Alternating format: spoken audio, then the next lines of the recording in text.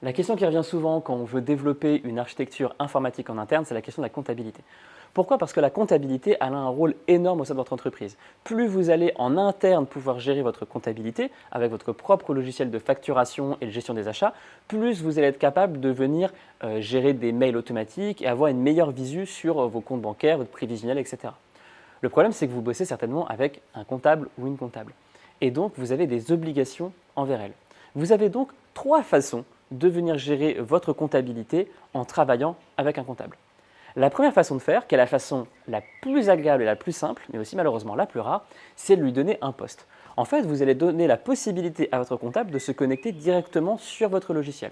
Donc par exemple, si vous prenez Odoo, eh bien, vous allez pouvoir proposer à votre comptable de se connecter directement sur votre application pour venir récupérer les justificatifs. Ça, c'est l'idéal parce que vous n'avez rien à faire. La deuxième façon de procéder, c'est de demander au comptable quels sont ses besoins en termes de fichiers. Généralement, on vient générer un ou plusieurs fichiers tous les mois directement sur Odoo qui sont en fait des sortes de gros dossiers qu'on va pouvoir envoyer mensuellement au comptable. En fait, le comptable, pour lui, ça ne lui change pas grand-chose. Plutôt que d'avoir une vision sur son logiciel, il aura une vision sur un dossier qu'il va devoir manager de son côté. Donc, deuxième possibilité, c'est de venir générer tous les mois un dossier qui va être envoyé au comptable de façon automatique. Et la troisième façon de faire, c'est de venir faire de l'import régulièrement ou mensuellement sur votre outil de comptabilité. Par exemple, si vous utilisez MEG ou n'importe quel autre outil comme Time, si votre comptable refuse et vous dit alors moi c'est mort, j'ai pas envie de me prendre la tête avec ton dossier, vous avez la troisième possibilité qui est de venir générer sur Odoo des feuilles Excel que vous allez ensuite importer sur votre logiciel comptable, avec des pièces justificatives que vous allez également pouvoir glisser-déposer sur votre logiciel comptable.